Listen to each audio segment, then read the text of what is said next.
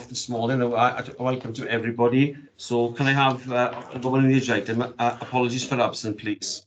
Councillor Evans, Carr, Ellsbury and Proctor. Thank you. Everybody accept those apologies? Okay, thank you. You'll have to excuse me because I've got a terrible chest infection and it is getting better now. Number 2 on the agenda is declarations of interest. Members of the Fire and Rescue Authority reminded that any personal responsibility declared both orally and in writing any personal prejudicial interest in respect of matters contained in this agenda in accordance with the provisions of the Local Government Act 2000. The Fire and Rescue Authority standing orders and the members' code of conduct. Any declarations of interest, members? Just a normal one, is it for everybody? Okay. Yep. Okay, thank you ever so much. Let's go on to item number 3, Chairman's announcements.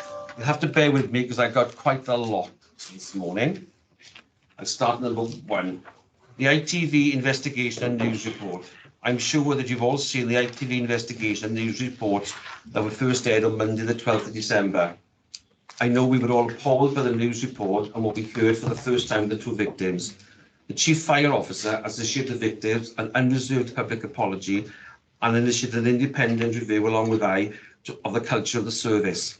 There was disciplinary procedures and historic disciplinary cases. I'd like to put on record, members, that the Chief Officer has got my full support and the senior members of the Fire Authority. Last week was horrendous for everybody and I saw it at first hand. I was in headquarters nearly every day. Notification of industrial action. We received formal notification from the FBU that the ballot for industrial action has commenced on the 5th of December and will run until the 30th of January 2023. Following this meeting, the Chief Fire Officer will provide members an update on both these issues. I'd like to add to that, I've had some emails from members saying about the South Wales Fire and Rescue put an advocate for auxiliary firefighters. I'd like to remind all Fire Authority members it's our statutory duty by law that we've got to provide fire cover. So it's nothing new. This has been going on for a long time. So we're not doing nothing illegally or whatever. This is our position and we're all bound by this. Some sad news. Councillor Steve Evans. On behalf of all members, I'd like to express our sympathy and send condolences as the chair of the Finance and Performance Committee, Steve Evans, on the passing away suddenly of his mother on Friday of last week. I can assure Steve, my thoughts with you. I phoned Steve on Friday night and Steve was quite upset on what happened. I'd like to thank Councillor Sue Malson, who stood down to the Fire Authority and the services during time as a member. And I'd also like to welcome Councillor Alfie Best from Torfaen, who's taken over Sue's position.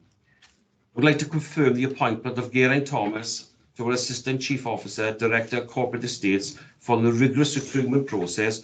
Congratulations, Geraint, on behalf of the full Fire and Rescue. You're in an excellent position, really good. I got to be honest, your interview was second to none. I thought it was anyway. Well, it's the best I've seen for a long time. Thank you.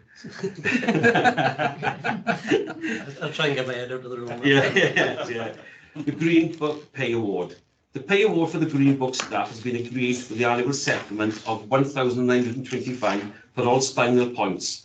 This is 1 extra day's plus 1 extra day's annual leave from April 2023 and a commitment to renew all allowances. On December the 1st this year, I had the pleasure of passing at the passing parade with the new recruits. It was a pleasure to welcome the family and guests to Cardiff Gate, and extremely pleasing to see that out of the 22 recruits, 7 of those were female firefighters, and that's the most I've ever seen of females passing out. It's tremendous. The Deputy Chair and I had the pleasure of attending the Emergency Services Carol Service on December the 7th at London Cathedral. It was a brilliant service, and I'd like to pay special thanks to Richie Smart for his fantastic organisation for the event. And I got to be honest, I really missed that for the last 2 years. It was really good, and I was even more so that it played Holy Night for me because I love Holy Night.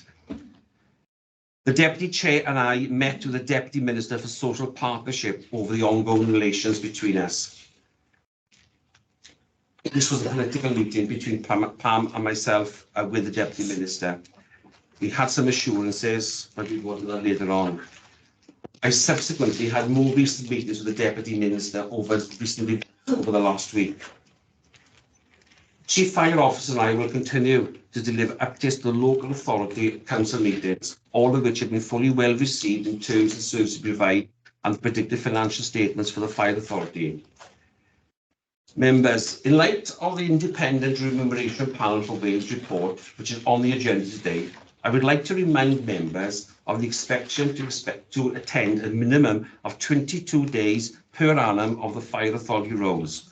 Therefore, attendance at the meeting is an essential requirement to enable the function of the Fire Authority. And we've noticed for the last couple of months, well, the last 12 months, I think before some new members come on, and members weren't even given apologies for coming to meetings. Now, you give your apologies for your council meetings, so I expect that you've given an apology for a Fire Authority meeting as well. So please, members, if you can attend meetings, please attend or give your apologies. That's it. Thank you ever so much, everybody. So item 4, we're going to receive the minutes on page 5 of the Fire and Rescue Help Authority on the 26th of September. So page 5, 6, 7, 8, 9, 10, 11, 12, 13, 14. There's one question on. Hang on, I haven't finished Oh, yet. sorry. 14 and 15. Has anybody got any questions, please? Yes, Sorry, Ian? Chair. I had one question on page 12, and it's probably my misunderstanding. I know we were going to review the chief officer's pay every year for 2 years, but then I thought we were going to review how often we have to do it, not go just every 2 years. What point is that, please, Ian? Point 30.2.5. And it might just be. Chairman, I think I remember that as well. Yeah, Kieran? Obviously, we were at the step out of the room, Yeah, so I right. have to check the recording back to clarify that. Yeah, and I'm not saying that it wasn't going to happen, Chair. I thought we were going to review it in 2 years because we might have decided that it still had to be reviewed every year. That's my same impression, yes. Yes. So if Kieran can go look back at the recording and then we can correct the minutes if that's correct. Is that okay, Ian? Yes, yeah. Okay. So everybody happy with those meeting minutes? Yes. Yes, Chair. Pardon? Yeah. Yeah. Sue, get your hand up.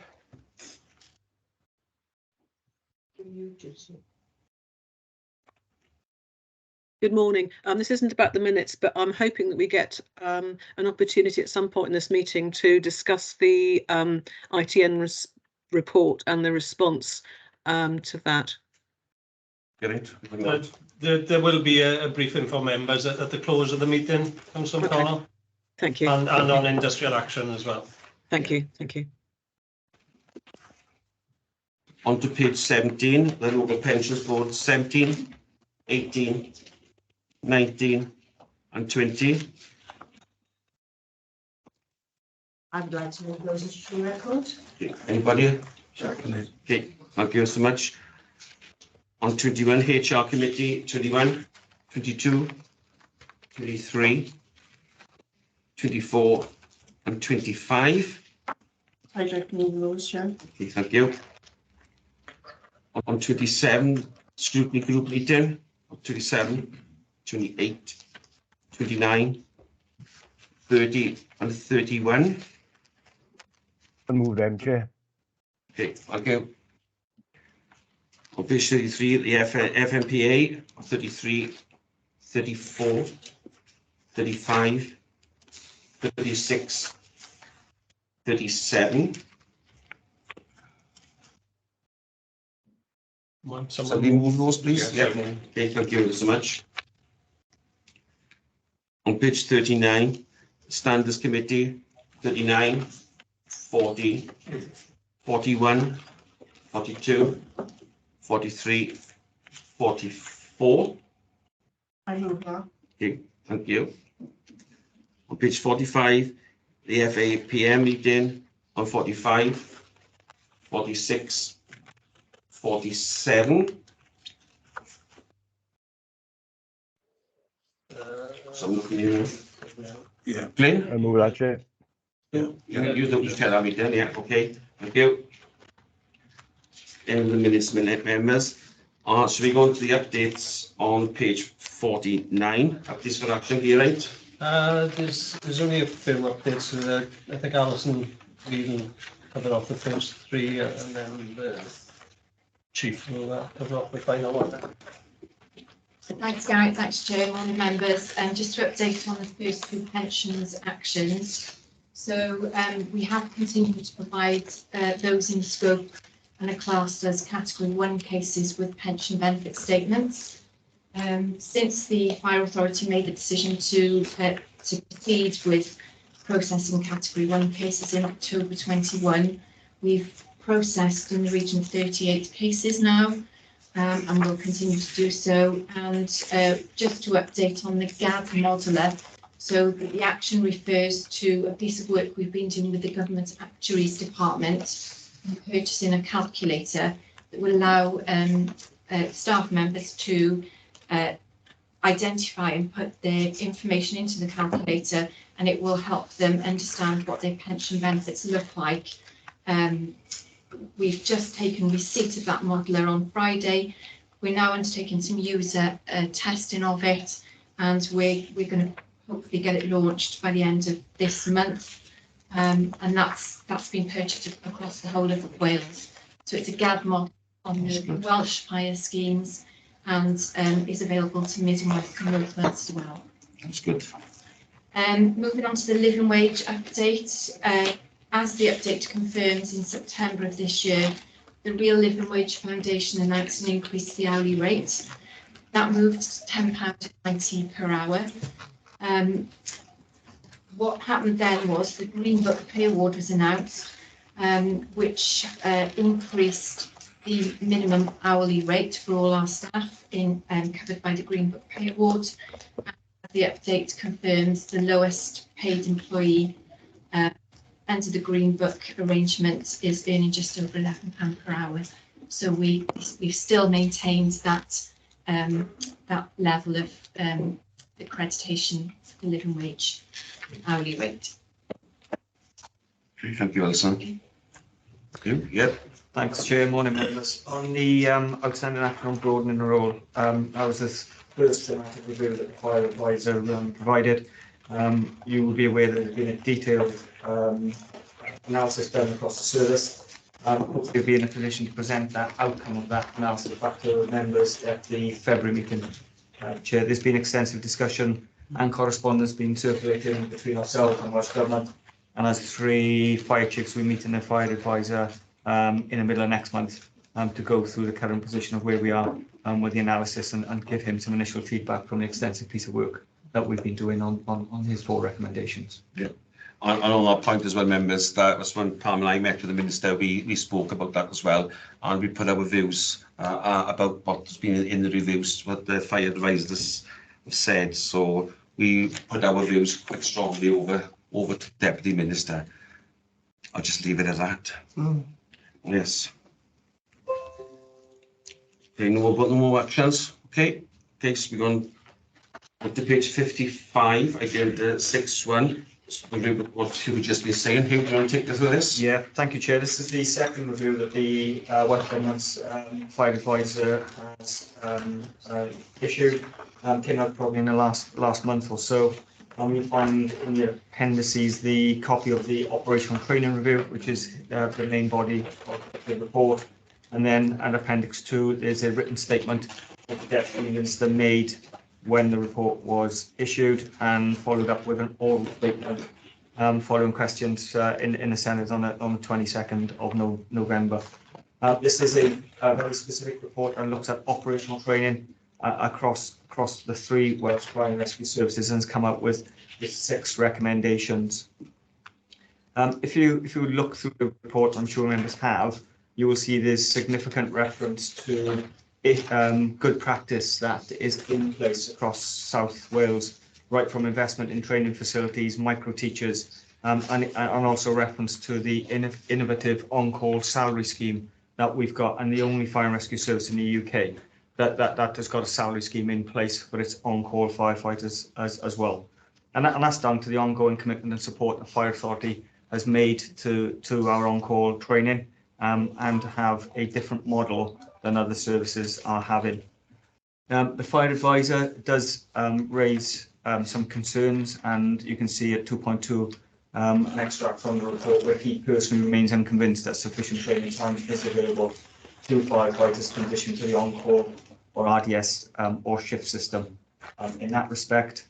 And in 2.3, the fire advisor, in his view, says there's no realistic solution to on-call availability challenges that are seen, other than to increase the number of whole-time crews and stations that are across Wales. There are concerns that the fire advisor raises around the location and number of thermal emissions of real fire training facilities, but also within the report is the good investment that we've seen at Cardiff Gate for our real fire training facilities there as well. Subsequently, myself and the other two chiefs in Mid and West and North Wales, we've met with the National Fire Chiefs Council. We've met with an NFCC lead for on-call.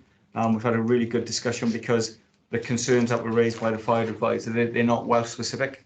The concerns that he's raised is any fire and rescue service operating an on-call or retained duty system would need to review this. So there's a lot of work that we need to do. I think nationally, as in UK, there's a lot of work that we need to do collaboratively across Wales, and there's work that we need to do as an individual service as well. So I've commissioned a review that the Nigel is leading on with Dean as well, and hopefully by the end of January we'll have the gap analysis undertaken from what the report says and the 6 recommendations to where we are as an individual service and how we will look to address those gaps or the recommendations that the fire advisor has made. So the recommendations are at the bottom of page 57, I think, members, on paragraphs 5.1 and 5.2. I'm hoping to be in a position again for the February meeting to present back the initial gap analysis and assessment that we've made against the recommendations as a service, and more than happy to take any questions, Chair. On that point, before bringing members in, when Pam and I met with the Deputy Minister, we brought this up to the Deputy Minister about the on-call stations, because my concern is the extra cost to all fire authorities in Wales. At the present time, and correct me if I'm wrong, Chief, that it costs roughly about £800,000 to run an RDS station at the moment. But full time would be over 2 million. So where is that money going to come from? Obviously, it won't come from Welsh Government.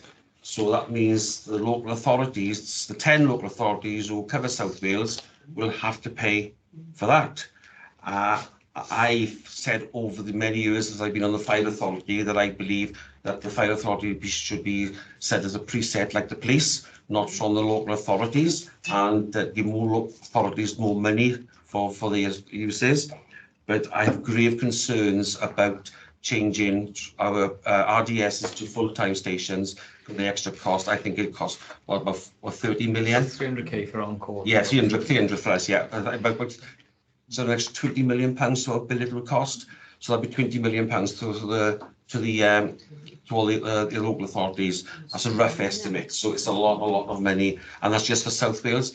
Mid and West Wales is even worse than us because they got more RDS than what we have, and the same with North Wales. So I've got a real concern about that for the finances if this does go ahead. But may say on that now, but me and Pam raised that with the Deputy Minister, and we hope she took our views on board on that one. Ian? One question on that, Steve. The 20 million, is that converting every RDS station to all time, or just working the cover? Probably more than that. More than that. If you look at the disposition of our on-call stations, you're looking at about 300,000 for an on-call with the salary scheme that we've got. Yeah. You're looking at about 2 million. It's all with on costs and running costs and stuff like that as well. So they are estimates. So there's a big differential. The other thing that we've got to recognise, in 2013-14, and then for a couple of years later, we run a fire cover review. Yeah. So we resource to risk. So our disposition of where our fire stations are is accounting for community risk as well. Yeah. And firefighter risk as well, around the time taken from around a compartment fire attack, around getting the number of firefighters to an incident as well. Right. So there would be a significant financial impact of changing our on-call stations to whole time, which is 27. Thank you. So, you know, it's the rough estimates, I think they're good rough estimates, what I can see. Jen, you got your hand up? Thank you, Chair. Yes. My concern is I agree with you. I remember when we talked about the precept years ago. I'm surprised nothing's been done since. But my worry is that could this lead to closures of some of the, part-time stations that we all have? I hope not, because I've been there. We've done that over the I years. The backlash from elected members of the Bay and in Parliament was horrendous. I quite agree, because I've been through it before, as you know. What is the, you've had meetings or discussions with the leaders of the council. What is their feedback? Because I know the leader of this council, because I've been ill and I've recovered from illness. I spoke to him on Friday. He said that he's written to the fire authority, but I haven't seen a copy of this letter as yet. I have asked to see it. So what is the leaders of the authority? Where are they coming from within this? Because, of course, the authorities can't afford it. Well, at the last couple of meetings that I've attended with some councils, I've actually told them this themselves, and they've been quite shocked.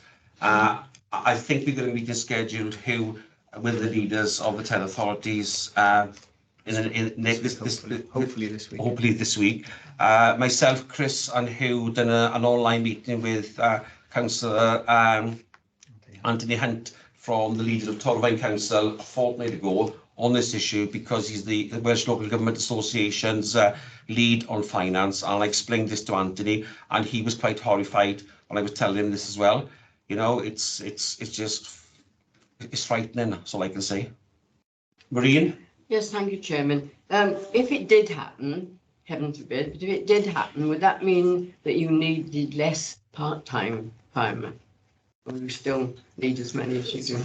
So I go back to when we done a fire cover review, we made changes to the disposition of our fire stations, and we regrettably closed stations. So we've done a full risk assessment of our patch and the fire cover that we've got.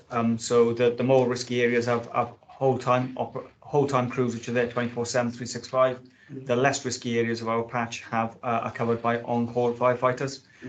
So for me, the disposition of resources is a determination for yourselves as a fire authority on the professional advice that we provide, and the professional advice that we provided through the fire cover review was to say that there was professionally an over provision in some areas and not others. And that's why we made, or you made as a fire authority, the decisions that you made around the disposition and allocation of resources to risk. Yes, Dan? It's on mute. You're on mute, that's Chair. better, that's better. Yeah, thank you, Chair. I agree with the points you've raised and the points other members have raised. I have a lot of concerns around obviously the potential change of the model if it didn't come with obviously an increase from funding from Welsh Government.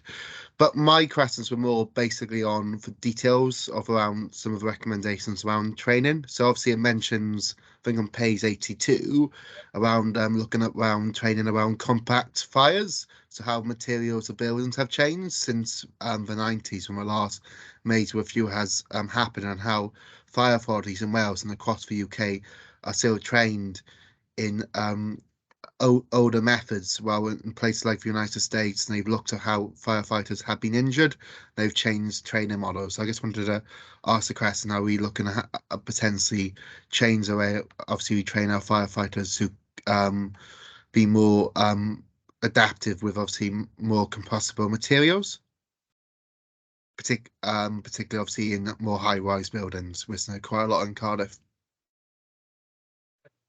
Thanks, Councillor Norton. I think our training has evolved over time. It has evolved with the modern building constructions, and certainly our thinking has changed following the tragedy of Grenfell, and the built environment is not what we thought it was and what we thought was being legislated for and built to. We know it hasn't been the case. I think we are in a really good place in South Wales, but we need to do a gap analysis, which Nigel and our training team are doing, to make sure that we are So we have got a real fire training facility at Cardiff Gate that you as a fire authority invested in, a significant sum of money over the years, and that provides realistic fire training for our firefighters. So it's not simulated, it's not on gas, it is a real carbonaceous burn facility. I think what the fire advisor alludes to is that what we call national operational guidance. So there's national doctrine on how we fight fires, rescue people from water, road traffic collisions, etc. That is a national approach. That's a pan-UK approach that we developed through the National Fire Chiefs Council. What the fire advisor is saying is that the modern methods of firefighting, in his terminology, as we would see in the US and in some parts of Europe, is different than what our approach is in the UK. So that's been fed in through the conversations that we've had, and national operational guidance is constantly reviewed, and they'll go through that review process nationally, and we always adopt, or we generally adopt the vast majority of national operational guidance for firefighting and other rescue and firefighting techniques as well. Thank you for that. Okay, thank you, Dan. Anybody else got any questions? Oh, Adrian, you see that? Yeah, thank you, Chair. It's only just a quick observation to this, Chair. Obviously, with the it's going to cost the authorities extra money to run this, but as most of the members know, most of the local authorities are pretty strapped for cash, so it's going to be very difficult for the local authorities to raise this extra revenue. So really, I think it should be down to Welsh Government to dip their hands in their pockets and share it out amongst the local authorities to pay for this. Thank you, Chair. Yep, okay, sorry.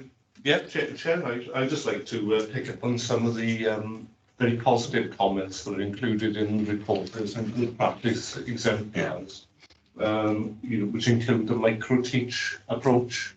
So I was quite interested to read on, because I think the explanation is given a bit later on in the report, and it does show how innovative measures such as the greater use of technology and IT, can assist in matters like this. Yes, yeah. The other point, I think you've picked up on the issue about the way that this matter has been handled by the Deputy Minister. I'm glad that you've had a meeting. I would have hoped that the Deputy Minister would have allowed the authority to have discussed any report before being subjected to provide an instant response, like seems to have been suggested. So I think you've handled that very well, Chair. Thank you. I'll let a comment at camp, but I would like to put my thanks to Joel James. I keep on calling them AMs, but they're not AMs anymore, they're MSs. Joel used to be a councillor on my authority. I spoke to Joel about this review. He spoke up in the chamber because he's his lead for the opposition. Joel was good. Having David spoke from Caerphilly, he was very good. He pulled the minister up on quite a few things. And I cannot remember the gentleman from Plaid Cymru who spoke as well. He was very, very good. He was well briefed as well. I was disappointed that no other members could ask questions in the Senedd of the debate, and I'll just leave it at that. That's all I can say, because I was. There we are. Yeah. I could say more. Yeah. For those observations, there are some positive stuff in there for South Wales, but we need to move through that full report with a gap analysis against each of the recommendations and find out what we're doing, provide the evidence against what we're doing, and a rationale against why we're not, or move to that acceptance of learning collectively or across the UK. And I know there's work going on through the NFCC around reviewing national operational guidance as well. So, thank you. Yeah. And also having David did pick the minister up because she wrongly said something about South Wales Fire and Rescue that I hadn't replied to her letter, and I had replied, and I think she was quite taken back by that Heaven had pulled it up on that issue. But my thanks to the three AMs, I don't know what you call them, AMs, I still call them AMs anyway, assembly members for raising these issues with us, and I'm in good contact with Joel and with Heaven on this matter anyway. So the recommendations, if anybody has got any questions, are on 5.1 and 5.2. If you don't mind, I won't read them out because my chat is really going on me. So if people are happy with 5.1 and 5.2 on page 57, are you all happy with those recommendations, members, please? Yes. Yeah. Thank you ever so much. Yes, Chair. That, please. Yeah, thank you ever so much. Yeah. So we go on to page 99. Chris, this is you.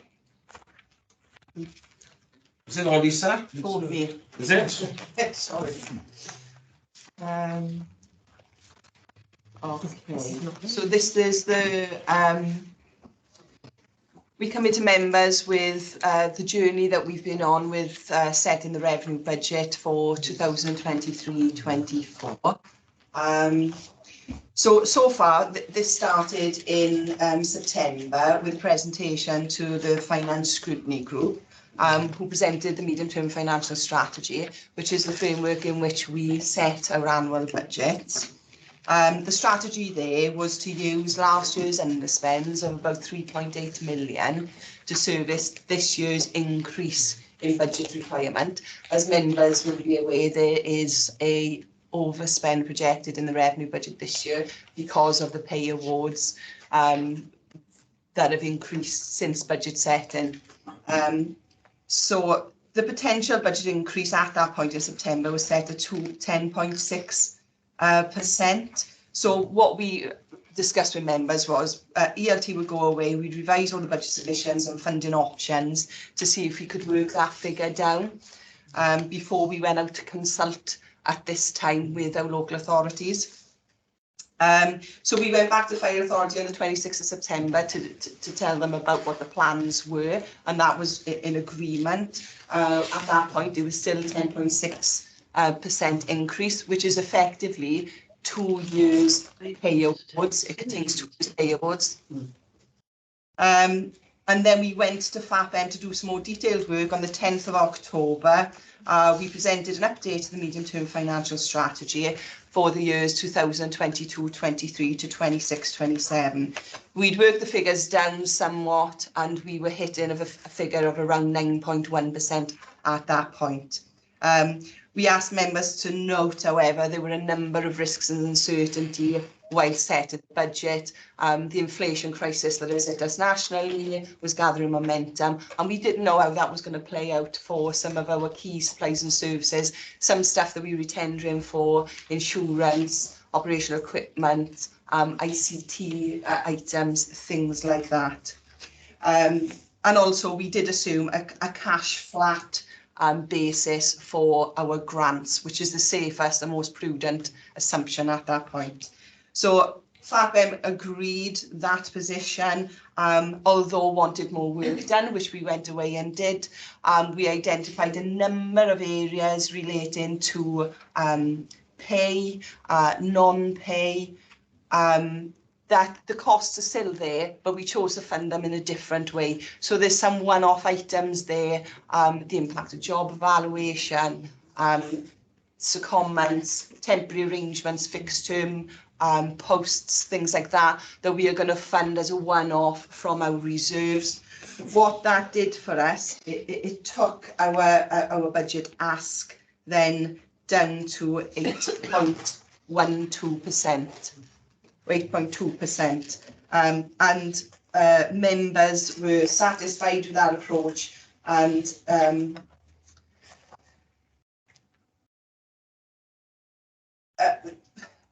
the recommendation is to pick up that position for this meeting. So Fire Authority today, we look into update you with that, which is 8.2% increase in the revenue budget, and just the work so far of the Finance Scrutiny and the Finance Audit and Performance Management Committees. There has been a change since then, so members will be aware the last Thursday addendum was sent out. So there's an update there. That is relating to the Welsh Government position and the grants that we've got. Unfortunately, we are losing the filing grant of about 632,000. The SCAPE grant, we're losing that in its grant form, which is 2.9 million for us. Our community safety grants remain cash flat, as does the National Resilience Revenue portion. What that means for us is we've got two potential scenarios to go out and consult with. One where the SCAPE grant still comes to us, so it's not handed down through the revenue support grant to local authorities. That takes our budget to 8.98%, or where the Firelink grant is out totally, which is what they suggest is going to happen, whereby we need to increase our revenue ask to 12.7%. So there's a revised recommendation on the addendum, which is the members know the impact of the Deputy Minister's grant announcements on the draft budget recommendation. So as I say, as a recap, if those grant changes hadn't occurred, we would have been asking for 8.2% increase, and now we're facing 8.98 and potentially 12.7%. That'll go out to chief executives, treasurers and the chief accountants for consultation from now until February. The revised recommendations suggest that members agree these two draft budget proposals as the basis for that consultation. And just to remind you all that the budget has to be set by the 15th of February. Happy to take any questions. Chris, do you want to come in, Chris? I'm okay, Steve, unless members have got any specific questions. And apologies, I'm not in the meeting. I am listening, but I've got builders in at the moment causing terrible trouble. No, that's okay. No. Dan? Yeah, just one question, Chair. So obviously on the revenue budget, it mentions funding for reserve firefighters going down next year to 193,000 from approximately 230,000. I just wanted to see why there's been a reduction in that area, and obviously they may potentially be needed next year. Sorry, I didn't catch the first part of that question. Sorry, I do apologise. So in the table, when it goes into obviously for looking at the budget for proposed draft budget for next year, it has a section where the reserve firefighters, currently budgeted for this year 230,000, is looking to be 193,000 next year. Yes. Chair, I think I can answer that. I mean, it does appear on the face of it, Councillor Norton, that is a reduction in the auxiliary firefighter budget. It isn't. It simply reflects a reclassification of the budget. So some of that budget is included elsewhere on that schedule. And apologies for that. It's not particularly clear in that way, but just reassurance, we've not reduced the budget for auxiliary firefighters. It is in the totality of the budget somewhere. Could that be made more clear when it comes to an next report? Because obviously for members of the public to see as well, because I think it'll show more confidence to show that we're not reducing that budget. Certainly will do. Yeah, I was disappointed about the grants from Welsh Government, and I was more disappointed with the firefighters' pension, which we normally used to get that in a block grant from Welsh Government, but now they're paying that to the local authorities, so the local authorities pay it to us. So that's put the percentage, gets so it looks even worse for us. I don't know why Welsh Government have decided to do it that way, when it's worked perfectly okay for the last 10 years as I've known it for. It's just bizarre, really. I just understand. It's not going to cost the authorities anything else, more or less, because it's cost neutral. It's cost neutral. Yeah. I couldn't put the word there. Thanks. Yeah, it's cost neutral. But the way it's pushed our money up, our percentage up again. When you see the percentages for Mid and West Wales and North Wales, they are far higher than what I was at anyway. So, Steve, I think there has been a case, Steve, generally that Welsh Government are trying to get rid of as many specific grants as possible because they represent an admin overhead and things like that. So I think it's probably just a move to kind of remove the specific grant, and this is a way of achieving it by pushing it through the revenue settlement for local authorities. So I think it's nothing more than that. I don't read anything else into it other than that. I agree with you there, Chris, but it does look bad if we're going to say £8 on, and then because they've done it, it's going to go up further, you know, and it's not our fault. It does look bad. Majid? Dad? Yeah. Sorry? Yes, Chair, just some clarification. I didn't have the papers till this morning. Just wanted to understand the 10.62% and the 8.1%. So did the Welsh Government assume that the increase should be 10.62, and because of some saving we found that actually the increase asked of the local authorities will be down to the 8.1%? Is that correct? So those two figures you've quoted, they are just depicting a journey that we've been on in terms of setting our budget. When we originally put our first draft budget together, the increase looked like 10.6% for us. And then we went away and we did some work, consulted with members on what our work was. We made the reductions and we reduced the increase down to 8.2%. So not really involving Welsh Government at this point. It's just a reflection of the increase reducing from 10.6 for us down to 8.2 and then back up to potentially 12.7 because of scale. Yeah. Does that answer your question? Yeah, thank you. Yeah. And then the distribution between authorities, as you say in the report, that is just set according to populations and all that. Is that correct? It is, yes. Yeah, thank you. And I think Newport's population has gone up considerably. I think because when the census came out, I think it's a considerable amount. So I think Newport is getting a bigger grant from Welsh Government for the settlement than any other local authority in Wales. So that should offset. So that should offset it on with us as well. So that's the way it works, you know. I think Blaenau Gwent is the worst. Is it the worst off? Is it Blaenau Gwent? It's one of the lowest. It's one of the lowest. The lowest. That's it. The lowest. I can't remember. Yes, yeah. I know Blaenau Gwent is stuck in my mind for something, you know. So. Sorry, Jen. I think it is worth pointing out, Fire Authority has no control over the mechanism for distribution. No. That is what it is at this moment in time, and it is on a headcount basis. Yeah. For each area. And it goes like on free school meals, this, that, and the other. It's amazing that the formula. It is. I think it's a silly formula. It should be redone. Yeah. Jen, hang on. I totally agree with you, Steve. Yes, we were one of the lowest. So it is what it is, but we just have to look, we'll have to build more houses, get more people here. Because it's quite worrying. Martin? Yeah, the formal process of consultation, as I understand it, starts about now and goes on until February. In the interim, have you had any responses from local authorities, individually or collectively, that you could report back to the meeting today? The road shows. We've done the road shows, and I would be blunt here. I've been disappointed. We've gone to some local authority. I won't name the authorities, right? And the leader of that authority has been there and listened to us.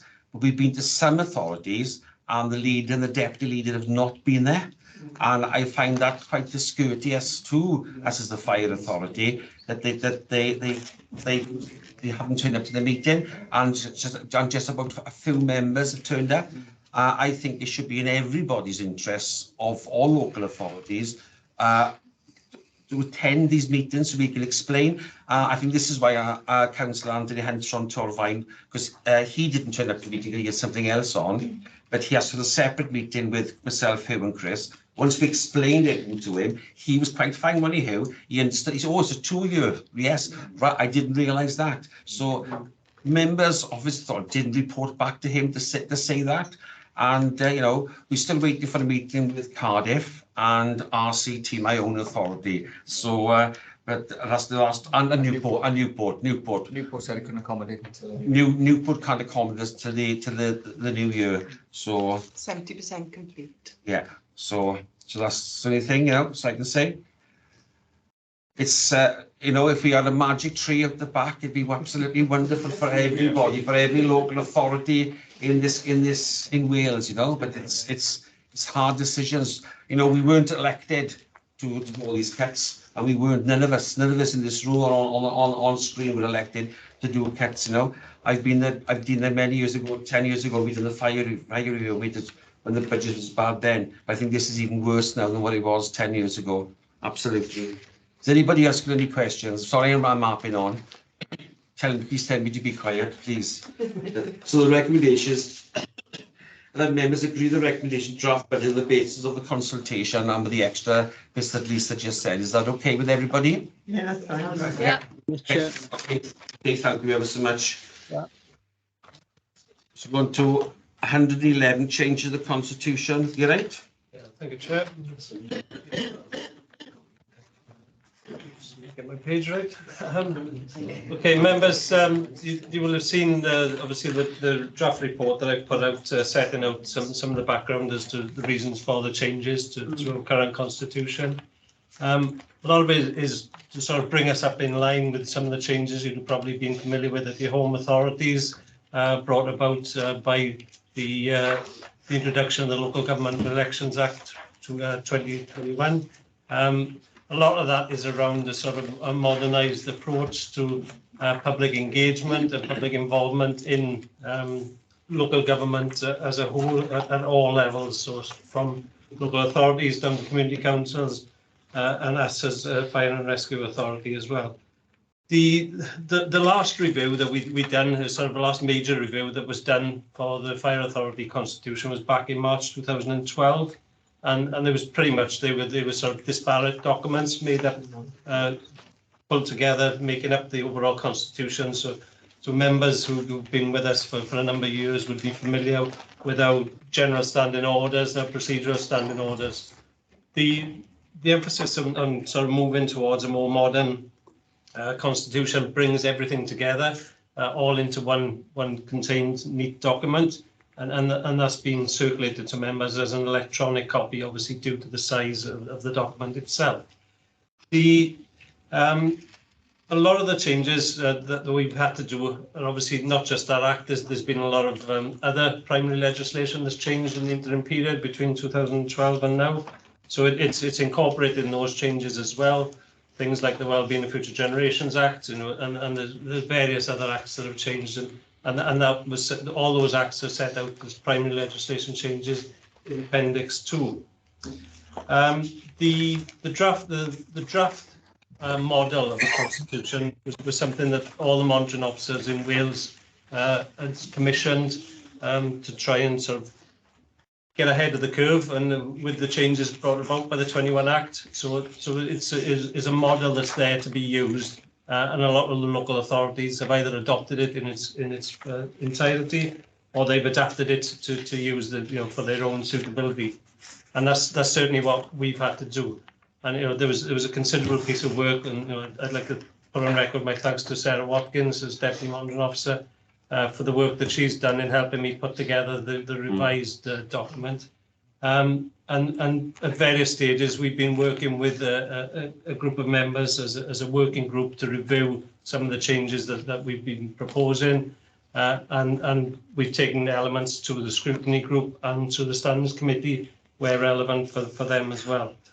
So it's been quite a bit of a journey to get it updated. Hopefully the draft that you see before you brings us up to date. It'll meet some of the sort of future proofing is probably a term that I would use, because the majority of the changes in that 21 Act are aimed at primary local authorities. They're not necessarily aimed at us. But I think it's only right that we should try and play with them where possible. So trying to bring us in line and sort of get ahead of the curve and sort of make sure that we are ready for those future requirements being forced on us anyway. So as part of the document, you'll see that there is now a sort of a multi-location policy, which allows us to do meetings like we're having today.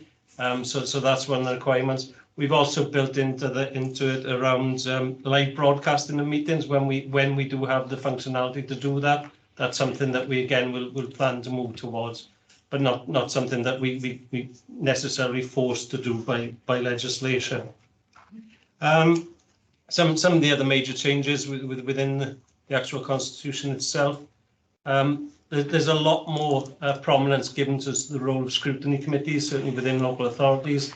And again, there's been external pressure on us as a fire authority to increase the profile of scrutiny. And I think that one of the recommendations I'm making is to obviously establish a scrutiny committee in its fullest, so that it would be one of our standing committees for the authority, and not a sort of working group, which in the past it was just formed as a working group sitting underneath the Finance Audit Committee. So it's giving more prominence and a sort of more robust forward work programme for the Scrutiny Committee going forward. Some of the other big changes, as I say, the Standards Committee have seen and reviewed their terms of reference, and they were happy with the changes there. It formalises the change that we made back at the AGM to reduce the HR and Equalities Committee down to 12 members. With the other change, putting it into the Constitution, each year we take a vote on whether the FAPM committee should be politically balanced or whether it's one member from each local authority. And every year, it's been custom and practice that we've voted that it stays as one member per authority and doesn't have political balance. So I put that into the Constitution to hopefully embed that, and it'll negate the need for us to vote on that issue every year at the AGM. HR and Equalities Committee have left it in there that is politically balanced, albeit there may be complications around that when we get to nominating for each of those committees at the AGM. Some of the other updates are sort of minor around changes to names of roles and things. So the sections in there around the roles of the statutory officers. So the Chief Officer, myself as Monitoring Officer, and the Chief Finance Officer, which is the Treasurer with us. The decision-making model is set out in section 11 of the Constitution, and we still got a bit of work to do around the scheme of delegations there.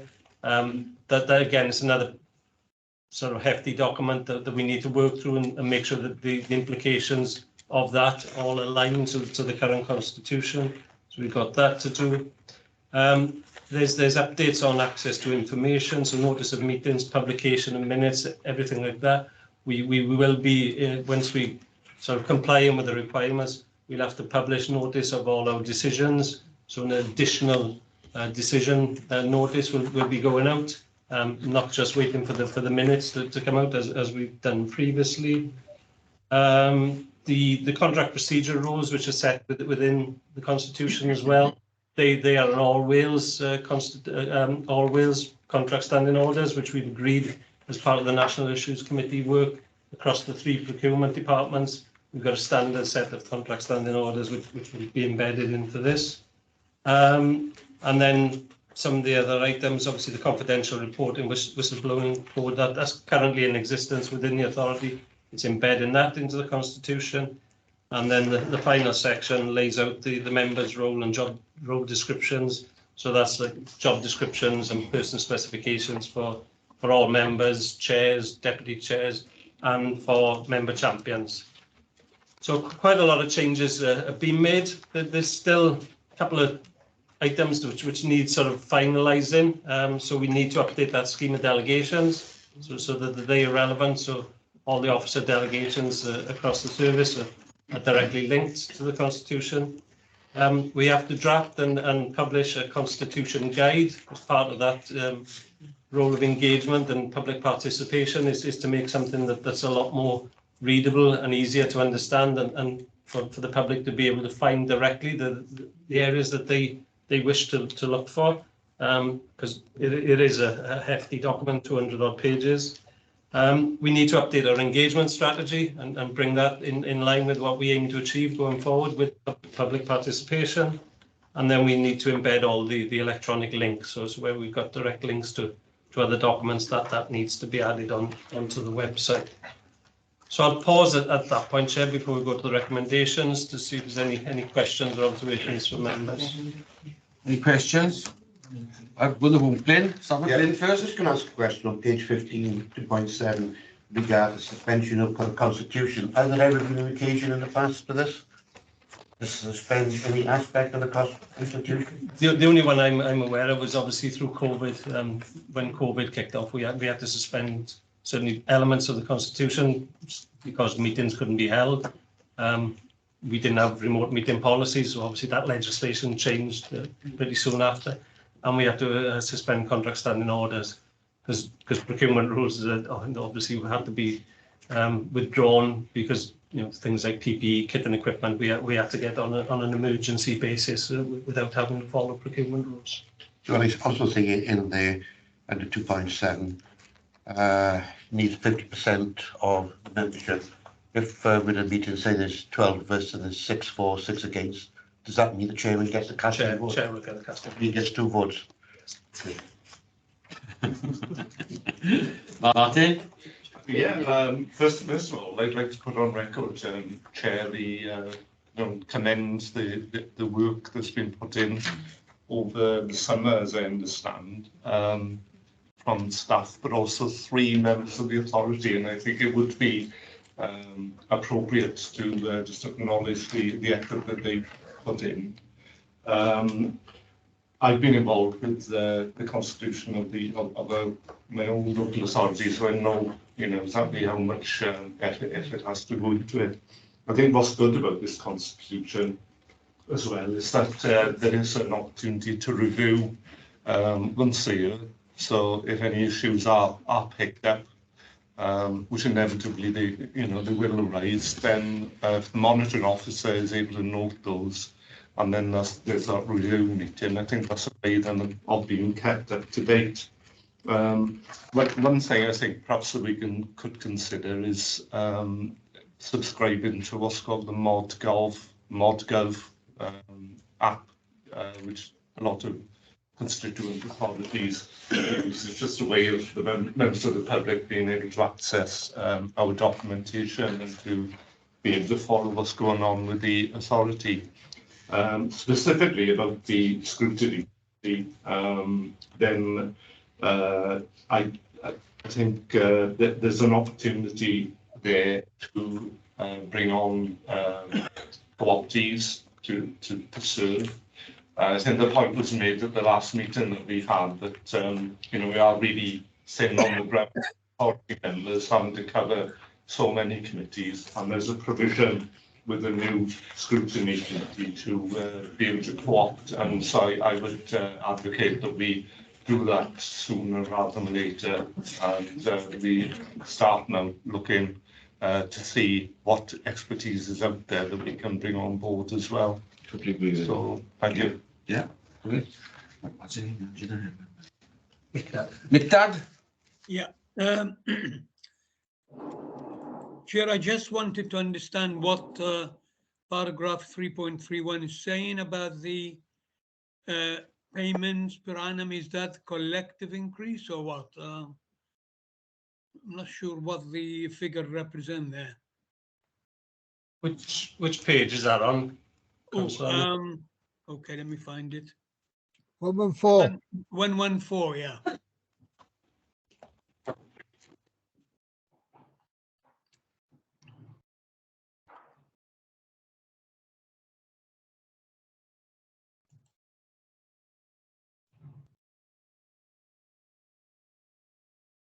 Paragraph what was it again? Sorry, Councillor Nwami. Sorry. 3.1. Yeah, the payment of a scrutiny member. Obviously, there's by creating a scrutiny committee, it would require an allowance to be payable to the chair of the scrutiny committee. Okay. So that 3740 would be an uplift on top of the standard payment that the existing member would get. So that's the payment to the chair, yeah? Yeah, it's just a payment for the chair. Yeah. Okay. Thank you. Any other questions? Can I just respond to Councillor Hughes's comment about mod.gov? That's something certainly we are looking into, Councillor Hughes. Obviously, there's other options available. That we will be running a procurement exercise then to see what sort of suitable package that we go with. along with then a sort of suitable system that we can accommodate and do live streaming as well. But you know, that's work that's ongoing. The whole emphasis again, the constitution up to date is that once we got those systems in place, we're just ready to roll. Anybody else want to say something before I go to the recommendation? Pam, you said it? No. Members and Chair, I would like to move that the implementation of the Constitution is delayed until the new municipal year to ensure the work on the scheme of delegations and the Constitution Guide is complete. Also, I support the recommendation to create a scrutiny committee which would become fully effective in the new municipal year. Everybody agree with that? I got to be honest, I do agree with that because I don't like changing things halfway through a municipal year. We had this problem the last municipal year, and I wouldn't do nothing until the new municipal year came in. Yeah. So does everybody agree with that, Chairman? Well, I agree with that, especially as the you know, the if you like, the citizens' guide is probably more important because to have something you know, which is more succinct, I think is helpful for members of the public as well. So I think we need to publish that at the same time, and I'd be happy to support that. Yes. I would like to see all the work fully complete. Yeah. I was going to ask did Dan want to say anything because I know you'll be. This is one of you with things, Dan. Yes, come on, Dan. Yeah, thank you, Chair. My only issue, again, I don't mind supporting delaying it. My only issue is obviously being obviously on the scrutiny group, I think we've already kind of made a lot of these changes already. So in practice, we have been doing these changes since the beginning of this year. And obviously hybrid meetings the changes have been take place for over 2 years. So my only concern of not obviously, you know, implementing the changes now would be basically carrying on acting technically maybe outside of the written rules of the Constitution for a longer period of time, because we're already acting in a way which are within obviously the new changes and have been for, you know, particularly in hybrid meetings for some time, and even on the scrutiny committee for, you know, pretty much this year, so for several months. Okay. Yes, go on. Councillor, no, obviously, you know, in terms of the, you know, the spirit of the Constitution, yeah, you're right. You know, we have moved towards that certainly with the scrutiny committee, and they've approved the terms of reference in line with what's in the Constitution. I think as a fire authority, we've always, you know, once we've had various rules and regulations embedded within our Constitution, I think the way that the authority meetings are conducted tend to be on a sort of less formal basis, which works well. Certainly when you bring into account things like political balance rules, you know, where we've chosen to go outside of that, it's worked to good effect and to the fullest effect for the authority. You know, I'm sure the chair and certainly the previous chair always, you know, wanted to represent it as a fire and rescue authority, not necessarily as your local authorities. So I think we can move towards, you know, adopting the practices within there without it being formally embedded, and then obviously within the new, once we get to the AGM in the new municipal year, with all those other pieces of work finalised as well by then, do adopt it in its fullest then.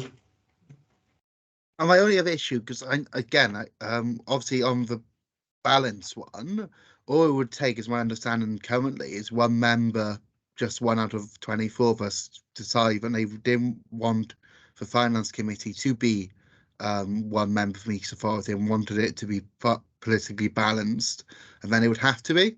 So obviously now each year has been a weakness. Obviously all members have acted in good faith, but all it would take is one member to disagree. So I think that's another thing. Obviously, if this change was done before the AGM, would remove as a risk.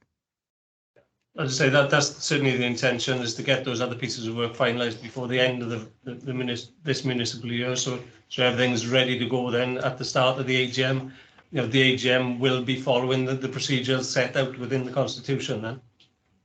I pick up your point, Dan, what you said about the one member. I remember many years ago, my own authority, that we used to have a planning committee, and if one member used to have 3 different area planning committees, and if one member of the planning authority committee said no, they wanted to go to a full committee, and this elected member every year would put their hand up to say, I want to go to a full planning committee. So for a couple of years, we sat in RCT of 75 councillors on a planning committee, and it was a nightmare. It was absolute nightmare, it was. So I know exactly, yes, it was, planning meetings would go on for hours and hours and hours and hours and hours, because everybody would talk. It's horrendous. So I see where you're coming from, but we, fortunately, I've always been under the principle that the finance committee should not be politically balanced. There should be a member from each of the authorities, and I still stand by that. I do, you know.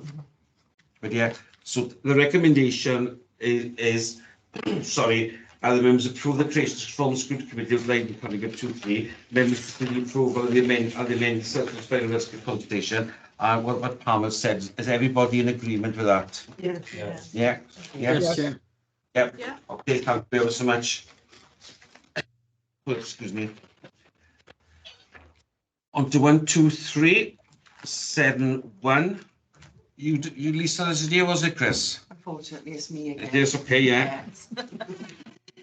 So this is one of our statutory reports to members on Treasury. It's the second of 3 statutory reports we bring every year. And it talks about our cash, banking, borrowing and investing activities. So it's a little bit different from our normal budget report, which talks about costs and income and stuff like that, because this looks at financing and the effects of financing. So the report looks at our Treasury activity for the period April 2022 to the end of September 2022, so the first 6 months. And what it allows members to do is check the progress that we've made so far, and it allows us to look at whether we've reached any limits or levels or thresholds that we set in the strategy for the year. So we would have set that in March for the beginning of this year, and it just lets members monitor where we are with things. It's an early warning signal report, this one. So one of the key things that it does, if we move down to page 125, there's a table there. It's headed up. There's a lot of information there. Not going to go through it all, so I'm just going to give you the highlights. It's prudential and treasury indicators. 22-23, that is. And one of the key indicators there is to ensure that we haven't breached our CFR. So CFR is a capital financing requirement. Our borrowing does not go above that, because it could be an indication that we are borrowing for revenue activities. And as we know, we get funded by local authorities for that purpose.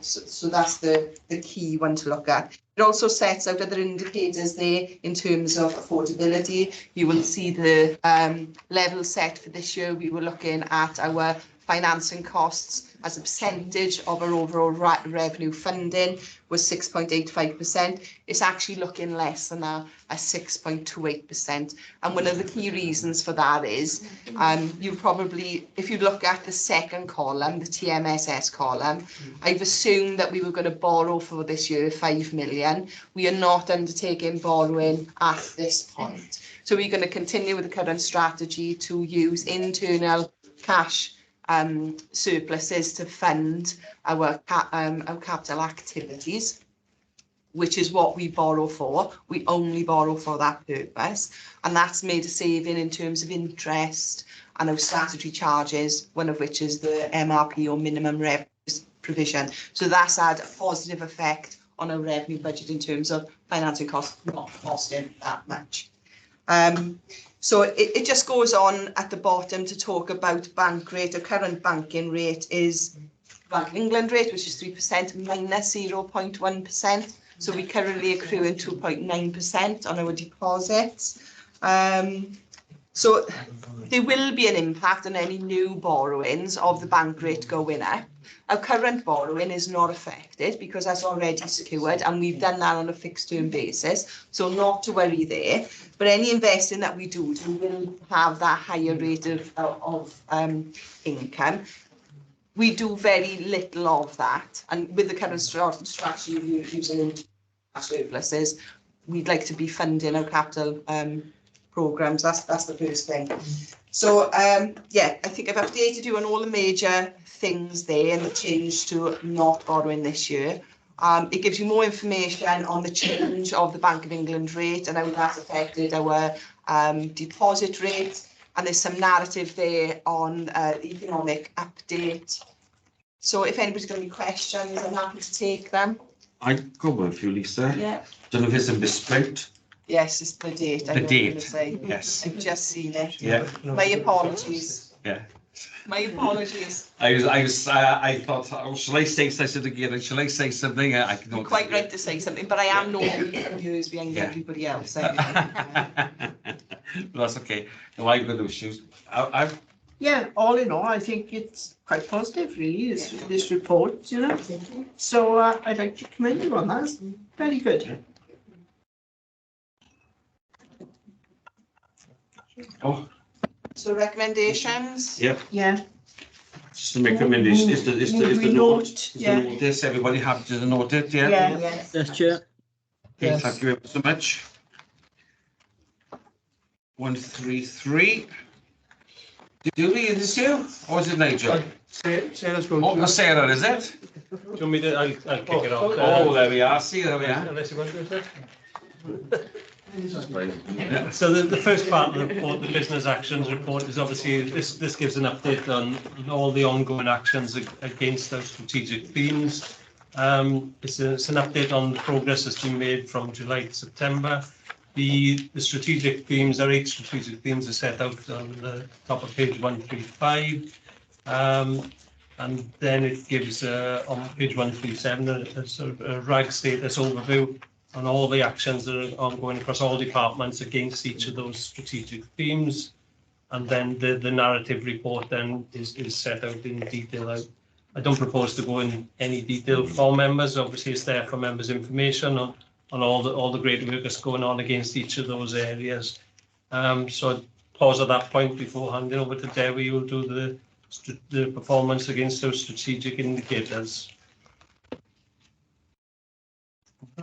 Morning, Chair, morning, members. I'll take you through the report as from 156, just pick up a few headlines, really. One members, if they read the report or when they're reading the report, will notice the incidents we've attended is changing now as we come out of the pandemic. Also, the activity, risk reduction activity that we're taking is also changing as well. Headlines at the front of the report, you see the type of incidents we're attending, we're assisting other agencies, that include the police, ambulance and others, 29% increase.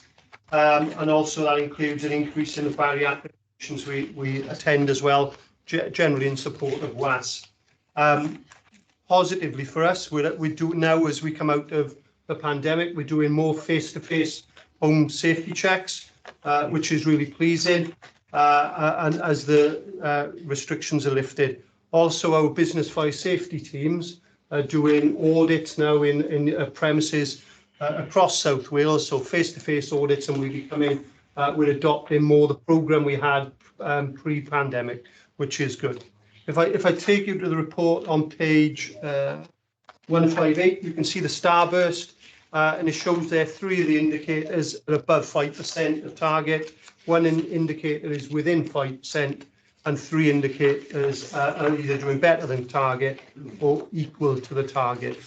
I'll just out of the 7 strategic indicators that we've got just for new members. These are reported to Welsh Government on an annual basis.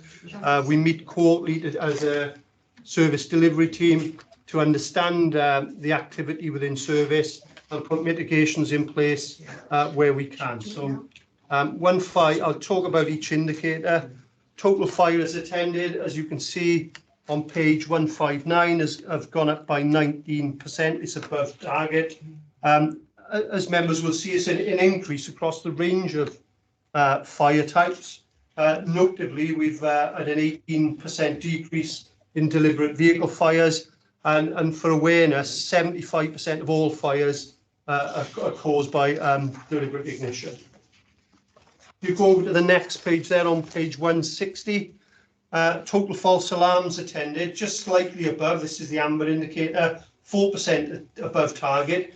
But really pleasing you, we've got a 4% reduction due to apparatus. But overall, when we attend false alarms, other than malicious, we're able to interact with the public, educate the public, and also business premise owners and responsible people, so we can actually make their premises, be it their home or business premises, safer by having that interaction and attending any false alarms they do have. So that is the indicators for total false alarms attended. When you go down that page to total road traffic collisions, 15% below target, but the numbers are high and it's returning to sort of pre-pandemic numbers. And we've seen just a very slight increase in number of extrications, so perhaps indicating some more serious RTCs, and it's gone from 17% to 20%. Over the page on 161, total other special service calls attended, and you can see there's a 25% rise. And again, I'm repeating earlier, linked really to calls from other agencies, as detailed earlier in the report. When we look at total deaths and injuries, it's 19% below our target. And sadly, we had 3 fatalities within the first 6 months that this report relates to. And it's 1 less than last year. But obviously, 1 is 1 too many. But it's 1 less than this time last year. Total accident deaths and injuries is 13% below target. And again, it relates to 2 fatalities. They relate to 2 females over 60, and with Chris and his team, we are, as always, using a targeted strategy for our fire safety messaging against the people that we believe are most at risk, and using some data analysis to actually pull in lots of data from local authorities, others, to target our home safety checks and that targeted approach. And it does detail one fatality was due to a vehicle fire. And the final indicator was the percentage of dwelling fires confined to the room of origin. It's 6% below the target. But when members read through that report, it just shows sort of the vast difference, really. It's really hard to influence this target. On the lowest end, Caerphilly was 70% of their fires were confined to the room of origin, and in Bridgend, the most successful, 96%. So it just shows the range and where we are, but it's a very difficult target to influence. Going on within the report, between pages 163 to 172, members will find data and a descriptor, a narrative that relates to their individual unitary authority. This should have been sent to you separately, I believe, but you have it on that report. More than happy to take any questions, but also hopefully you've got the contact details for your group manager responsible for your unitary authority, and I know they always will welcome a conversation from you on any of these targets and the work they're doing in your unitary authority areas. Thank you, members. Thank you, Chair. Thank you, Deborah. And I put a record my thanks to all staff involved in this, because this is just, statistics are really good statistics, because we can see what goes on, and I still like to look at all the unitary authorities to see the differences, because it amazes me every time. Yeah, I just wondered, have there ever been any successful prosecutions with regards to malicious calls? And because that is obviously taking a toll on the fire authority. Yeah, I believe we have, but I can't remember the last one, if I'm honest. No, I can't. No. The malicious calls specifically. Yeah, I think we've seen a difference in our malicious calls since the advent of mobile phone. So the use of the telephone box and things like that has become a lot less. Traceability of mobile phones, and in all fairness to the cooperation of the network operators, if there are malicious communications and malicious calls, they're very good at disconnecting that phone line or that contract. Because over all the authorities is upward of 300, you know, and it's quite a substantial amount. What I can say is our joint fire control team in Bridgend, they do challenge calls. They've got a really good rate of challenging these calls, either if a repeat mobile number comes up or their professional instinct feels this is a malicious call, so they do challenge them. And thankfully, that, yes, the number is high, but I think it would be higher if it wasn't for the good work our control team do in JPS, Joint Control. Yeah. Yes. On that point, Debbie, I think it was a couple of years ago, I think it was brought to Fire Authority, that I think there's some recordings of the staff challenging people in control. So I think at a future meeting when we get something like this, that'd be nice to show, so you can play to the members, the staff challenging the callers. Yeah. I thought it was quite interesting. I'm not sure, we'd have to check from if they still got it. But what I would say, some of the calls, the scenarios maliciously they build up are quite horrific, and it is sometimes difficult for our staff to determine, but they do challenge the calls as appropriate. Yeah, I remember the one it was really challenging this person, and then the phone just went dead. They realised that they were doing a malicious call. It was phenomenal. It makes you wonder how sick some people are, really, doesn't it? You know. Nothing surprises me these days with anything. Nothing surprises me at all. No. Oh, Dan, yeah. Yeah, thank you, Chair, and thank you, Darry, for the report. My only question is, obviously, if you look at the local authorities, a number of the more additional kind of like urban authorities like Cardiff have had an increase of obviously fires being started. And obviously, I know we've done Project Bernie in the past in the more valley communities. You used to have obviously a lot of fires being started, but obviously with climate change changing and obviously, you know, other obviously changes, you're having fires being started more across the whole service area. So I just want to see, is there more plans to work with teams to see what we can do to reduce fires being started across the whole service area? Because I think it's probably going to be a significant increase issue with hotter summers going forward. Thanks, Councillor Norton. What I can assure you, so the service delivery team, so that is the operational team with representatives from the group managers for your unitary authorities, also from group managers and others from business fire safety and our community safety team, meet on a quarterly basis to discuss the very stats and data you have in front of you today. So part of that is taking a service-wide view on what issues, trends are coming across the service. But those group managers are there to specifically look at your unitary authorities to see what emerging themes and instances are happening there.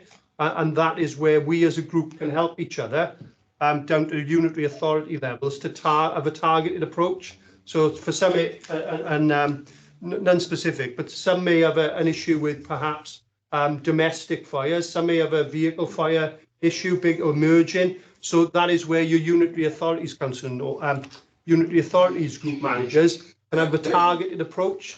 So what we know as a service, one of our fire stations, their risk reduction activity may be slightly different to another station, and that takes into the localism that perhaps you're alluding to. But what I can, so Bernie, if it's applicable, or a version of it in Cardiff would be adopted if that was the issue, Councillor Norton. Thank you. Okay, David. Yes, thank you. Picking up slightly on what was just said, due to the poverty that many families are in at this moment in time, is it going out on social media to be more risk aware of fire risks, such as overloading plugs, etc.? Just an anecdotal experience for myself. I actually attended a property where, due to poverty, they were cooking inside on a barbecue. Now, that leads to different problems in its own right. So I'm just wondering, are we looking at this poverty issue and trying to put a bit of information out there how to reduce fire risk? Thank you. Yeah, Councillor Isaac, yeah, indeed. Oh, sorry, Chair. I'm just going to say I had a similar problem a fortnight ago. I had concerns that from a neighbour that these people were doing portable barbecue cooking in their kitchen, and I went there and I was horrified. And they were the small children, and they just can't afford. It's cheaper to get these than the cook, and it's heartbreaking. It is heartbreaking. You know, I ended up I gave them 40 quid for the gas because that's how frightened I was for them. You know. Yeah, sorry, David. Thanks for the question, Councillor Isaac. Yeah, indeed, we are we're using social media to get a message out there. It's not just recognised in this service, but across the British Fire Services. But due to fuel poverty, there could be many issues that perhaps we haven't seen before. Carbon, with putting a barbecue or any other naked flame cooking in a house is a carbon monoxide risk as well. So you're preventing one issue but creating another. So we are doing all we can to get a message out there. We're doing all we can to spread that message with our key partners in the community. So if they see something that's worth raising with us, then they raise it at the earliest opportunity. We can do a home safety check and give the occupiers the appropriate advice. But we are getting the message out as much as we can through social media and other means about a range of issues that have been created due to fuel poverty. I think that's a really good thing. A lot of people can't afford social media these days. Okay, no, I know some got radios. Would it be nice if we could do like a talk to GMTV on the radio or something like that? I've seen on social media about all our adverts, but somebody talking on radio because people can afford a radio. You know what I mean? Yeah, I think I can't remember which TV program, but I have seen an article. I'm not sure which fire service was represented, but there has been articles on national TV, perhaps at the start of this fuel poverty and the financial crisis. So there has been articles. We're just trying to get it somewhere from a local level out as much as we can. Good, yeah. Just to echo that, there is a national campaign through the National Fire Chiefs Council, which is targeted cost of living, and the incidences that we are seeing so prevalent, that we said, candles, etc. So there is a national strategy that we do adapt locally as well. Good, yeah. Ian? I'm bringing the rest of it. Ian, Ian, go on. Yeah, I was going to say on that, I don't know if we could apply it service-wide, but there's been major events in Cardiff where the police have, is it airdropped or air-bombed? Everyone that's in there gets a message about the safety, so you don't have to phone people individually, but it'll go to their internet. I don't know how that works. I know that the community risk management plans, the individual station commanders will be more aware of poverty that's prevalent in their areas, and they can be working towards that. The point that I was going to make was down to the communities that we're working in.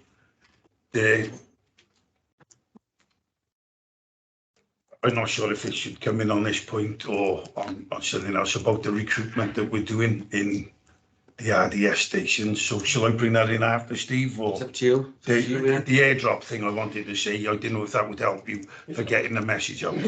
Certainly on right, and you're not talking to a technical person in the room, but that's it.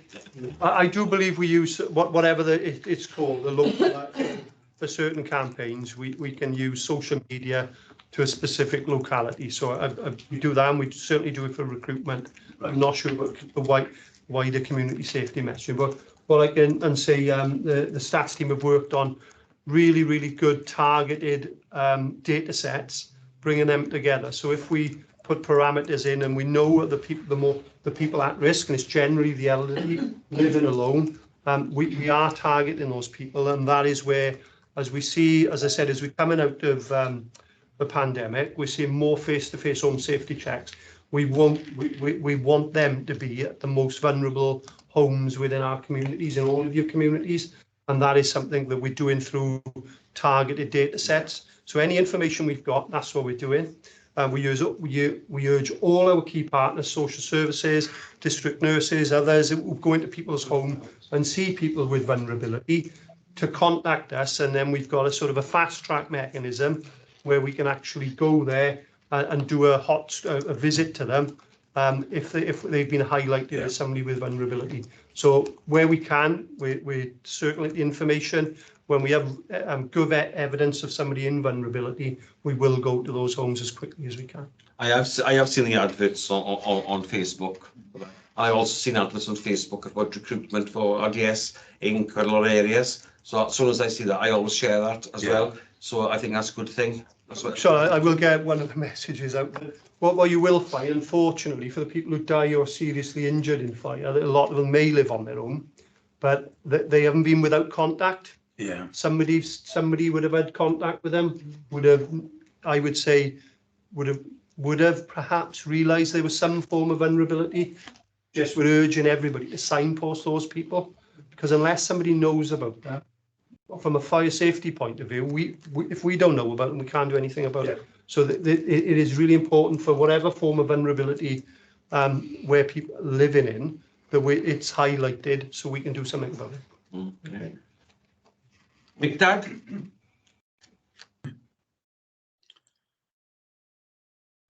Yes, thank you, Chair. I am concerned about the statistics for Newport, actually. They showed quite a high percentage in the number of fires, deliberate fires. I mean, it's obviously good to see the number attended and all that, but in the first place, the number of fires there. I looked for comparison with Cardiff, and I think Newport does come out worse in all that. Is there any sort of is there something we should be doing there, Councillor, I'm more than happy to try and answer the question now, but I think I would be trying rather than giving you some data. Well, that's okay. Yeah, I mean, I wait for the answer if you. Yeah. Would it be more appropriate if I contact you outside of this meeting with your group manager for your area, and we could perhaps discuss the data? That would be great. Yeah, thank you. Okay, thanks, Councillor. Yeah. Martin? Thank you, Chair. It's on a related issue, I guess, that is it possible for the group managers, David, to provide some narrative on the report? The reason I ask that is that I think this report is particularly useful for fellow councillors on our respective authorities. And it does really give a good illustration of the work that the service is carrying out. So if that would be possible, I think that might be something we could pursue as individuals, whether we want to do it or not. I think Regen is probably something we'd want to do. Yes, what we try to do, and if we need to modify these, please let us know, and we could. But the single page for each unit, there is the narrative in there. Yeah. If you feel you need some more, something directly from your group manager, then we could arrange that. But these should be sent out individually, specifically for authority members to circulate within their group, their unit authority. So feel free to circulate the sheets that the data sheets that we provide to fellow members in your authority. If you want it, again, happy to chat outside. If you need, if you give me details of what you think, you need from your manager, then I'm sure we could sort something out. Oh, thanks, Lou. What it was, the impression I had was that the group manager had some other information in addition, but if that's all summarised in the data sheet. Yeah, what I'd urge you all as members, please, I'm sure you've been given details to your group managers and station managers for your area. We would welcome you making contact with them, and where you need to, having regular discussions with them about the issues affecting your constituents. Okay. Chair, isn't it sad though that here we are speaking about children, unable to heat a meal, and it's just been produced that the front benchers in Parliament have claimed upwards of £2 million in expenses. I mean, this is very sad, isn't it, for this country? Really, really. Yeah. Going back to I quite agree with you. Going back to what you just said, Martin, when I first came to the Fire Authority, which was like hundreds of years ago now, we used to be like that, didn't it? From every authority, and we said this is ridiculous, so that's why it was broken down then over the years to this summary, which I think is a better summary, because everything. It was lines going up here, lines going down. I didn't know where the heck we were going with it. You know what I mean? But yes, by all means, any member, if you want to speak to the group manager, please do it for the constituency authority. I'm more than happy for that. Yeah. Just one other thing. So again, part of that quarterly meeting I talked about, but not just that. each station will have their version of, they will have their set of data. They will have their version of their risk reduction activity specific to their station. So again, through a discussion with your group manager, perhaps they can give you an idea what the different stations are prioritising and dealing with. Okay. We want to come in? Only just what's presented here is sort of more of a micro service perspective. So from an individual local authority perspective, it will be far richer data sets and wider. And I'm thinking we used to when community safety partnerships were actually defined, because PSBs have come in and some PSB areas the CSP is consumed within, others are not. I think the focus and the emphasis around community safety partnership is probably, I think, a little bit less, if that's my reflection. Yes, following the Wellbeing and Future Generations Act, which is just an observation. So I think we probably need to get something out to you so you know who your local authority group managers are, have that connection, and then I want to go back to make sure that the larger documents that we were sending out as part of the community safety stuff we're still doing, and if we're not, that is something that we could reintroduce for you. But what you see here is just a broad strategic overview around performance, but more than happy to look back and review what we're doing and amend as well. Okay. Yeah, I'll make sure the contact details are circulated for our members, so for your local group managers, so get those details out, because group managers do change periodically, so make sure you got the most up to date one. It just an observation here. Some of the data sets that Debbie was talking about and the chief did. I think the members that were at the last scrutiny committee would have seen how we use the sort of the detail, the level of detail that we use our business management system, management information system, BMIS, and we use that data to good effect from a local level. So perhaps that's something for a later fire authority that we could bring a wider presentation on that to members on how we use it internally for business management. I think the station managers were emailed a couple of minutes ago to us all. I'll get it recirculated just to make sure. Yeah, that's brilliant. So anybody question? Oh, it's Pam, sorry. Yeah, I know it's nothing to do with this report, but we all saw the news several days ago about those 4 young boys who died in the ice. And quite honestly, I would like to extend my thanks and my sympathy to those firefighters that and desperately tried to save those boys. Thank heavens we haven't had any of those instances around here, but I'm going to be in touch with my own local authority to make sure we got proper signage around our lakes, because we have got lakes, I know it's getting milder now, but it was such a terrible incident, and they worked so hard to save those boys. Yeah. And those families, they must be in despair. Yeah. Sorry to put No, it's absolutely tragic and heart-wrenching. We've done some media stuff, and Chris led on that for us last week around that. But we did last week receive calls from the public around kids playing on ice last week. Yes. And in fact, I was on Barry Station on Friday afternoon, and they responded to reports of children playing on ice. So it's about that. Getting that message in through. We've got to constantly do that signage and everything, but so tragic. Oh yes. Yes. So if something could a letter go from Suffolk Fire and Rescue Service Authority, so I should say authority, not the service, to West Midlands, yes. I would appreciate that. Thanks, saying that we appreciate. I was to the area commander saying that there is firefighters went in there with no protective clothes on or anything. We just went in their normal uniform. To me, that was brave. And I was brave. Yeah. Sorry to put a damper on everything. No. So it broke my heart to see that. So this report is just a note. Well, thank you so much, Dewey. I really like reading those reports. I definitely do. Yeah. Sorry, yeah. Chair, I did have one question regarding strategic theme 2, and it does link into strategic theme 6 about representing the communities that we're serving and the recruitment process. It says in 2.2 about a new streamlined recruitment process, and we all know the need to bolster our RDS complement. But I think it's 65% of the last 2 courses have been RDS firefighters and 100% of the next one.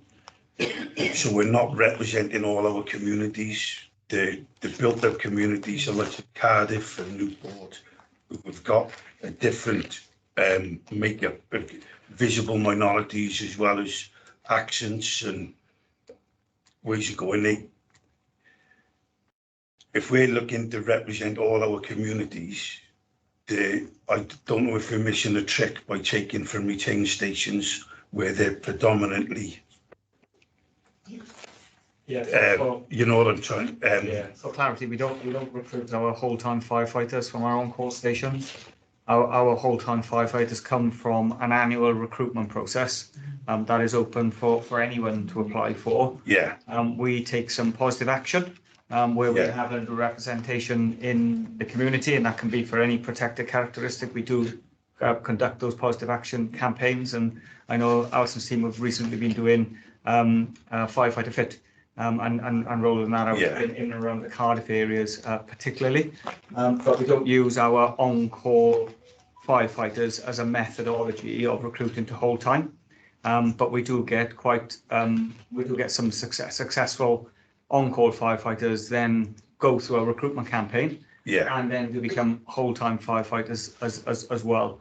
But we don't actively recruit from our on-call specifically. They would be applying like anyone else would or could. Yeah. Right. Yeah, not only did I word my question wrong, I wasn't aware of it like that.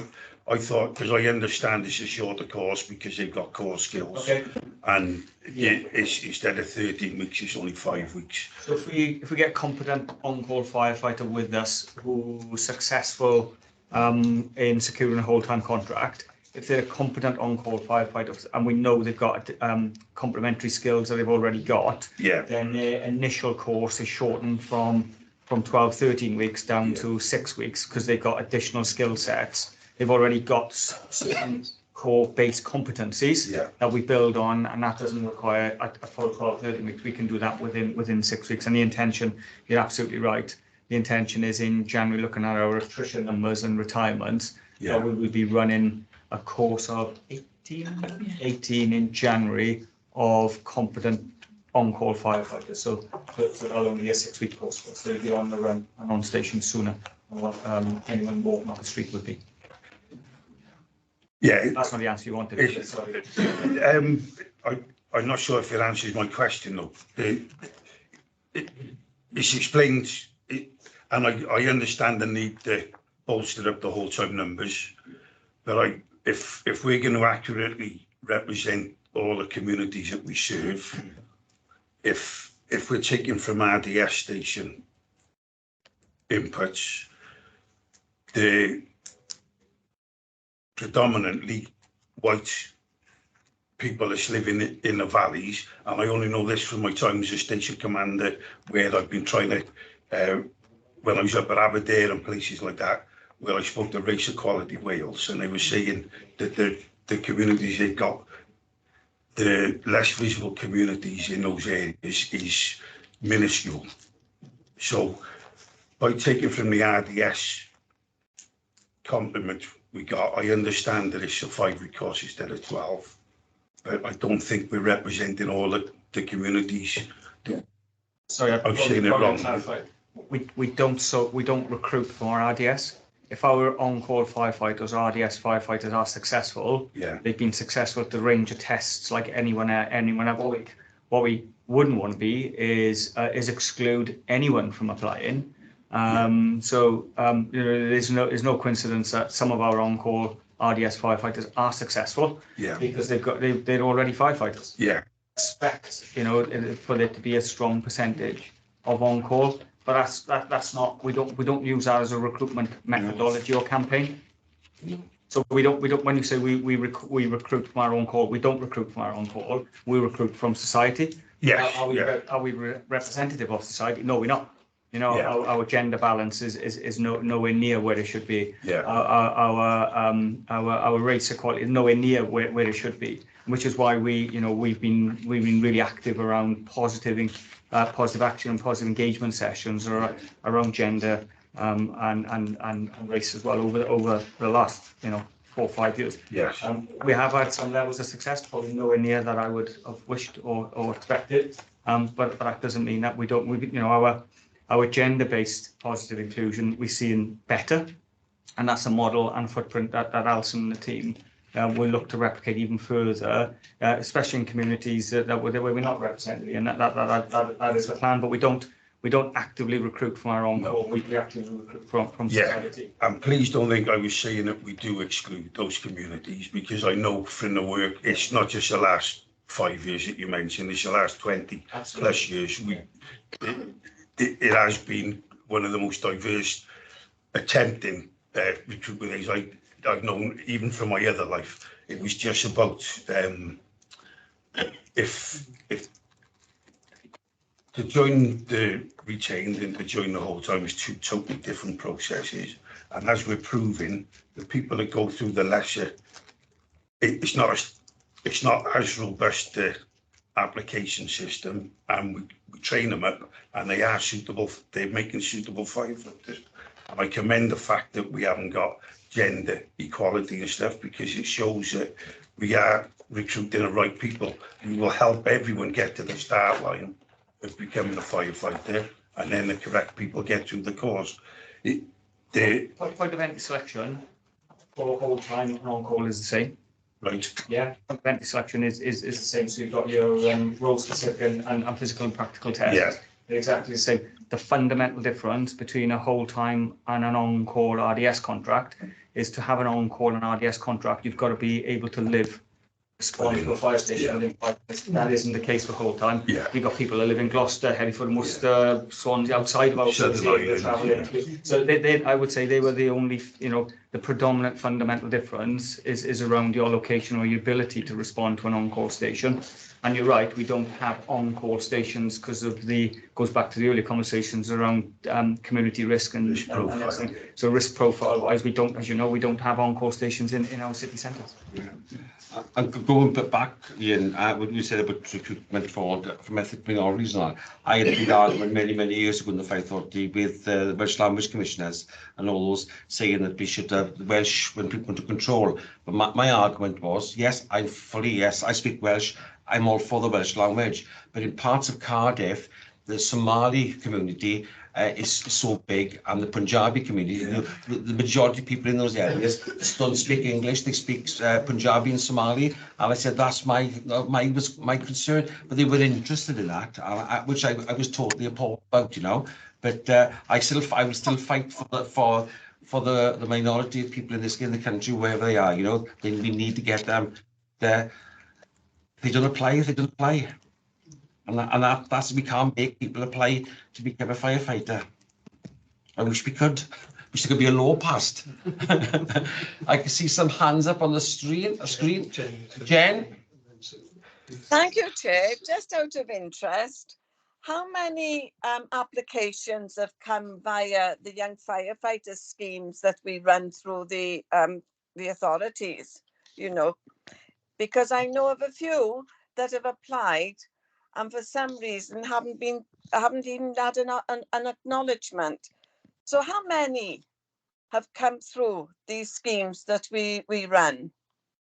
I know of a good few, Councillor Morgan, have come through our fire cadets and into firefight. Numbers wise, if you give me some time, I'll get back to you on specific numbers. That's even if we capture that data. We might not even capture that data, to be honest with you. If someone's applied with us and they've been through a recruitment process, there will be contact from us. If they just sent us a letter or an email, then they would normally get a response back. We're not recruiting. You need to keep an eye out for when we are recruiting, which would generally be sort of front end to the spring of each year tends to be our recruitment. But again, that is very much driven by retirement profile and how many firefighters retire in a year. That's how many vacancies that we would then fill. That's correct, yeah. Thank you very much, Sue. Sue? Thank you, Chair. So this is connected to recruitment, but it's the other side of that in terms of diversity and representativeness of the workforce.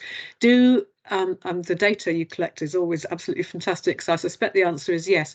But is there monitoring of things like the retention levels taken across ethnic groups and gender, sickness levels, and possibly a successful progression in the service as well? Because that's there's a recruitment and then you've got them, and then there's things that happen after that. So I'm just wondering if those things are monitored.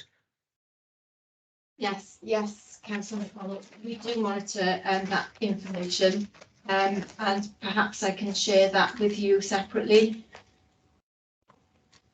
That would be very welcome. Thank you. Great. Any more questions? I should put my longer glasses. Like I'm struggling looking at the screen up there. Oh, binoculars. Yeah.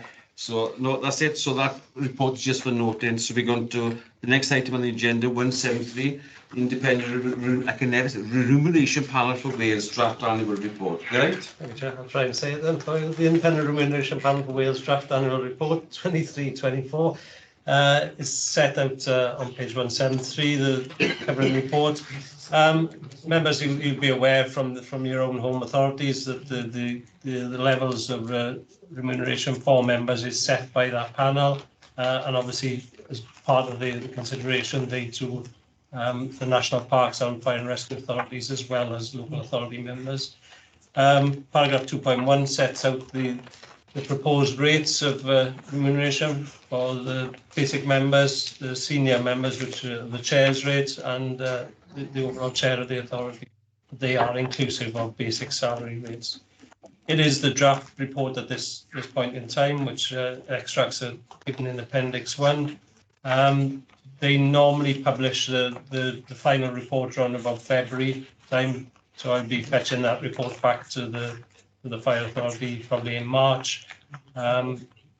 Very rarely are there any significant changes to the draft and final report. So it is just for members' information at this point. We know, Chair. Okay. Any questions? No. Okay. Thank you very so much.